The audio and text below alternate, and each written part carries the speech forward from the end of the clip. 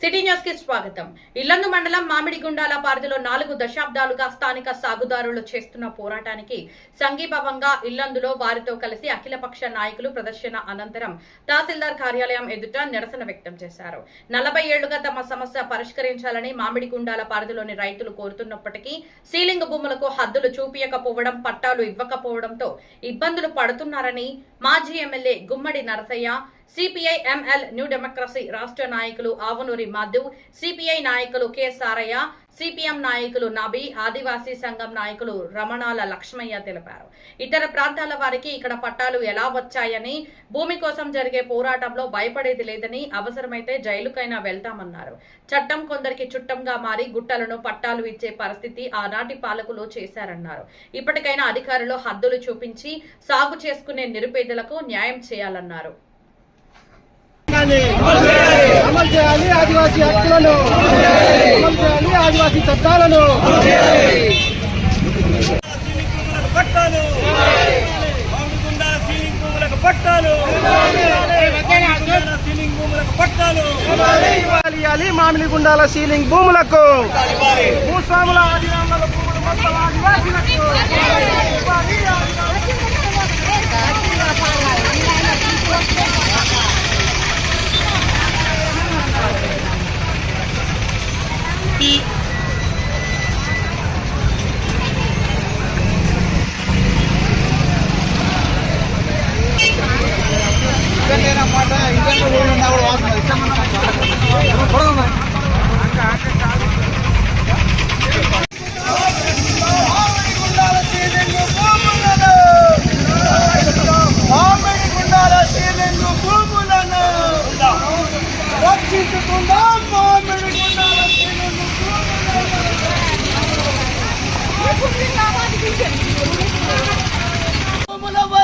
మామిడిగుండాల భూములపై ప్రభుత్వ వైఖరి, మామిడిగుండాల సీలింగ్ భూములకు, మామిడిగుండాలకు సీలింగ్ భూములకు పట్టాలు వచ్చేంత వరకు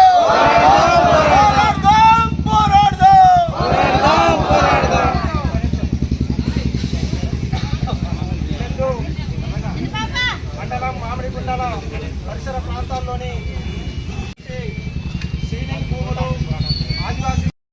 అన్ని పార్టీలు ఒకటిగా నిలబడి మామిడిగుండాల్లో ఎవరైతే రైతు కుటుంబాలు, సామాన్య మానవులు, పేదలు ఎవరైతే సేద్యం చేసుకుంటా ఉన్నారో, సీలింగ్ భూములు ఎవరైతే ఉన్నాయో ఆ సీలింగ్ భూముల మీద ఇవాళ గుత్త పెట్టుబడిదారులు, దొరలు ఇవాళ ఎక్కడో పట్టణాలలో ఉండి ఎక్కడెక్కడో ఉండి వాళ్ళు తలదాచుకొని ఇక్కడ సేద్యం చేసుకున్నటువంటి రైతుల మీద దాడి చేయడం కోసం ఇలా ప్రయత్నం చేసే కార్యక్రమాల్లో అన్ని పార్టీలు కలిసి నిర్ణయం తీసుకొని న్యాయంగా గుండాలు ఏదైతే ఉందో దాన్ని తక్షణమే సర్వే చేయాల్సినటువంటి అవసరం ఉంది.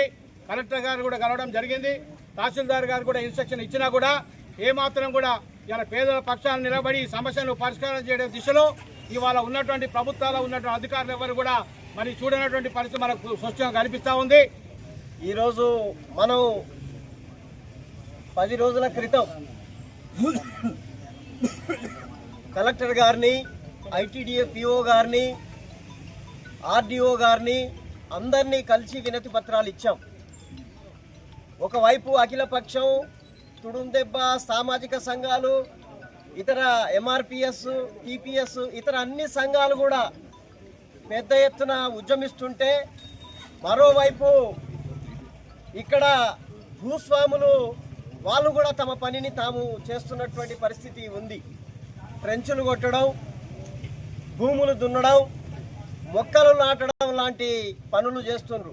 ఇదే తహసీల్దార్ గారిని ఎంఎల్ పార్టీ నాయకత్వంలో, న్యూ డెమోక్రసీ నాయకత్వంలో కలిసి విన్నవించిన పరిస్థితుల నేపథ్యంలో తహసీల్దార్ గారు ఆ రోజు మాట్లాడినటువంటి మాట ఏంటి?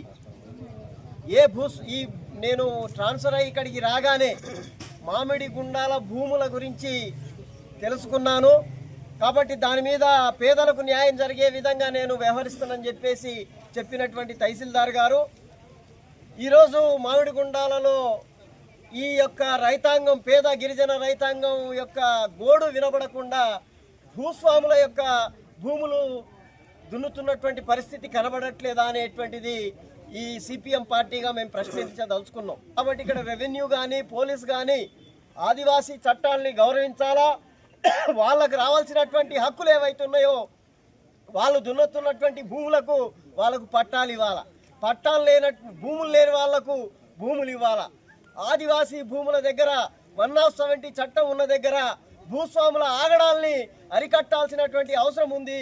కాబట్టి తహసీల్దార్ గారు ఆ దిశగా ప్రయాణం చేసి ఈ యొక్క పేద గిరిజనులందరికీ కూడా ఆదివాసీలందరికీ కూడా న్యాయం చేయాల్సిన అవసరం ఉందని చెప్పేసి సిపిఎం పార్టీగా విజ్ఞప్తి చేస్తూ, ఇప్పుడు సీలింగ్ కింద ఉన్నటువంటి భూములన్నింటినీ దొరలొచ్చి ఎప్పుడు ఇక్కడ ఈ భూమిని నరికింది లేదు. వాళ్ళ భూమి ఎక్కడుందో కూడా వాళ్ళ ముఖం ఎక్కడ మన ముందు కనపడ్డటువంటిది లేదు. కానీ ఆ దొరలు ఇక్కడికి వచ్చి ఈ భూమి నాది అనేటువంటి చెప్పి వాళ్ళు అంటున్నారు. ఈ భూమి వాళ్ళదా? ఈ భూమి ఇక్కడ తాతల నుంచి తరతరాలుగా జీవిస్తున్నాం, మనదా వాళ్ళదా అనేటువంటిది మీరు అందరూ ఒకసారి తెలియజేయాల్సిందిగా కోరుతున్నాను. ఎవరిది ఈ భూమి? మనది. మన భూమిని ఇంకొకడు ఆక్రమిస్తానంటే చూస్తూ ఊరుకుందామా లేకపోతే తిరగబడదామా అనేటువంటి మీరు అందరూ తెలియజేయాల్సిందిగా కోరుతున్నాం. భూమిని రక్షించుకుంటేందుకు రక్తమైనా చిందిస్తాం, ప్రాణాలైనా అర్పిస్తాం. ఖబర్దారు దొరలారా, మీ వెనక ప్రభుత్వం ఉన్నదని చెప్పి విర్రవీగితే మాత్రం ఆ తర్వాత తీవ్ర పరిణామాలు ఎదుర్కోవాల్సి వస్తుందని చెప్పి పోరాటాల పోరు గడ్డైనటువంటి ఇల్లందు నుంచి, అది ఎంఆర్ఓ ఆఫీసు నుంచి ఈ ప్రభుత్వాన్ని దొరలని హెచ్చరిస్తున్నాం అనేటువంటి చెప్పి ఈ సందర్భంగా తెలియజేస్తున్నాం. మీకు మరి వాళ్ళు ట్రంచులు కొడుతున్నారు. వాళ్ళ భూములు ఎక్కడున్నాయో మా భూమి ఎక్కడుందో అద్దులు నిర్ణయించమని చెప్పి మనం విజ్ఞప్తి చేశాం ప్రజల సమూహంగానే. ఆ తర్వాత ఎంఆర్ఓ గారు మనకు హామీ ఇచ్చాడు, 3 రోజులల్లా వాళ్ళని చర్చలకు పిలుస్తాం, మిమ్మల్ని చర్చలకు పిలుస్తాం, ఇక్కడ మేము అద్దులు నిర్ణయిస్తామనేటువంటి చెప్పి మనకి హామీ ఇచ్చాడు. కానీ ఎంఆర్ఓ గారు లేదా ఈ చట్టాలు మొత్తం కూడా ఎవరికి అనుకూలంగా మారినటువంటి విషయాన్ని పరిశీలన చేస్తే చట్టం ఉన్నటువంటి వానికి చుట్టంగా మార్చేశారు ఈ పాలకులు. హైదరాబాద్ నుండి, సూర్యాపేట నుండి, వరంగల్ నుండి మేము కొనుక్కున్నామనే దాని మీద, భూస్వామి దగ్గర మేము కొనుక్కున్నామనే దాని మీద మరి ఇప్పుడు వచ్చేసి మరి రైతుల్ని ఇబ్బంది పెట్టేటువంటి పరిస్థితి కనబడుతుంది.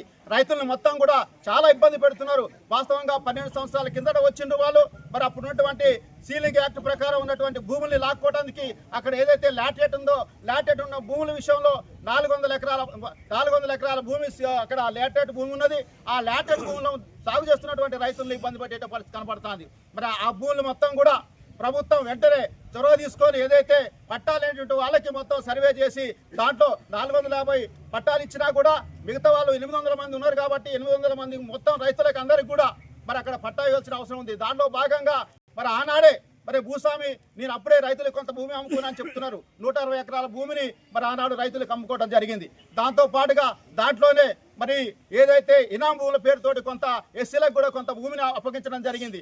దాంతో పాటుగా మొత్తం కూడా ఊర్లో ఉన్నటువంటి ఊర్లను కలుపుకొని, రోడ్లను కలుపుకొని మొత్తం టోటల్గా 150 ఎకరాలు తీసివేయడం జరిగింది. ఇట్లా మొత్తం పోను ఇంకా 11 ఎకరాల భూమి ఉన్నదని చెప్తున్నారు. వాస్తవంగా అక్కడ 11 ఎకరాల భూమి లేదు. వాస్తవంగా వాళ్ళకి పోవాల్సింది సుమారు 12, ఏదైతే వారసులు ఎవరైతే ఉన్నారో 12 మంది ఉన్నారు. 12 మందికి మాత్రం అక్కడ భూములు పోవాలి. అంటే ఆనాడు సీలింగ్ యాక్ట్ ప్రకారం చూసినప్పుడైతే 48 ఎకరాలు మాత్రమే వాళ్ళకి ఒక్కొక్క వ్యక్తికి ఇవ్వాల్సిన అవసరం ఉంది. సీలింగ్ యాక్ట్ ప్రకారం ఒక మరి ఏదైతే మరి దొరగారి వారసులకి ఒక 48 ఎకరాలు మాత్రం ఇవ్వాల్సిన అవసరం ఉంది. 48 ఎకరాలు కాకుండా ఈనాడు వచ్చేసి డైరెక్ట్గా 500 భూమి మాత్రమే వాళ్ళకి పోతుంది. మిగుతున్నటువంటి 600 ఎకరాల భూమిని కూడా మనం ప్రజలకు పంపవలసినటువంటి అవసరం, పంపిణీ చేయవలసిన అవసరం ఉన్నది. ఇంకా ఎవరైతే పేదవాళ్ళు ఉన్నారో ఆ భూములు మొత్తం కూడా స్వాధీనం చేసుకొని వాటిని మొత్తం కూడా పేదవాళ్ళు లేనటువంటి భూములు లేనటువంటి వాళ్ళకి కూడా ఇవ్వాల్సిన అవసరం ఉంది. కాబట్టి మనం అందరం కూడా ఐక్యంగా ఉద్యమించి రైతులు కూడా సహకారంతో పెద్ద ఎత్తున కార్యక్రమాలు తీసుకొని ఒకవేళ ఇవాళ ప్రాంతంలో అవి మరి సాధ్యం కాకపోతే కలెక్టర్ గారి దగ్గర కానీ ధర్నా చేయవలసిన అవసరం ఉన్నది. అదేవిధంగా గవర్నర్ కూడా కలవలసిన అవసరం ఉన్నది. కాబట్టి ఇవన్నీ కూడా గవర్నర్ ఆధీనంలో ఉంటాయి. కాబట్టి గవర్నర్ కలిసి దాన్ని అప్పటి వరకు కూడా సాధించుకోవాల్సిన అవసరం ఉంది. కాబట్టి రైతులందరూ కూడా కలిసి రావాలని కోరుకుంటూ ఇలా ఈ మామిడి గుండాల భూముల్ని ఈ 5-6 ఊళ్ళ ప్రజలు దున్నుకొని బతుకుతుంటే ఆనాడు ఆ రాఘవేంద్రరావు కూడా ధర్మాత్ముల్లాగా బుద్ధిమంతుల్లాగా కొంతమందికి పట్టాలు ఇచ్చాడు. ఏదైతే మొత్తానికి ఆ రకంగా పెద్ద మనిషి అనిపించుకున్నాడు. మరి ఆయన దగ్గర ఉన్నటువంటి 4,000 ఎకరాల భూమి ఎందుకుంది అంటే 73లో చట్టం వచ్చింది. ఈ భూస్వాముల దగ్గర ఉన్నటువంటి భూములన్నీ గవర్నమెంట్ హ్యాండ్ ఓవర్ చేసుకోవాలి, భూమి లేని పేదలకు పంచాలి. మరి పంచలేదా అనే దానికి వస్తే గవర్నమెంట్ ఆ భూమిని తీసుకుందా లేదా అని చూస్తే రూపాయల పావల మాత్రమే తీసుకున్నారు, 30 వాళ్ళ దగ్గరే వదిలిపెట్టారు. ఏదైతే ఈ మామిడిగుండాల పరిస్థితికి వచ్చినప్పుడు, ఈ ప్రాంతానికి వచ్చినప్పుడు ఇవరికే వాళ్ళు అక్కడ ఉన్నటువంటి భూమిని సగం దున్నుకుంటున్నారు. గవర్నమెంటు వాళ్ళకి రెగ్యులరైజ్ చేయాలి, వాళ్ళకి పట్టాలు ఇవ్వాలి. నేను ఎమ్మెల్యేని అయిన తర్వాత 800 మందికి సీలింగ్ యాక్ట్ ప్రకారంగా ఎంత ఇచ్చారో కానీ మొత్తానికి పట్టాలు ఇచ్చారు. ఆ పట్టాలో ఎల్లయ్య ఎటు ఉన్నాడు, పుల్లయ్య ఎటు ఉన్నాడు, ఎదురుగా ఎవడున్నాడు, వెనక ఎవడున్నాడు, అది లేవు. అసలు గవర్నమెంట్ రాఘవేంద్రరావు దగ్గర నుంచి తీసుకున్న భూమి ఎక్కడి నుంచి తీసుకున్నాడు, ఎక్కడి నుంచి రాఘవేంద్రరావుకు ఉంచారు, ఆ అద్దులు లేవు. ఇట్లా రాఘవేంద్రరావు అమ్మితే అమ్మకూడదు. ఈడ దున్నుకొని బతుకుతున్నటువంటి వాళ్ళకి లేని హక్కు రాఘవేంద్రరావుకు కూడా లేదు. మరి ఈ రకమైనటువంటి పద్ధతుల్లో ఎంత జరుగుతుంటే పాలకులు ఏం చేస్తున్నారు?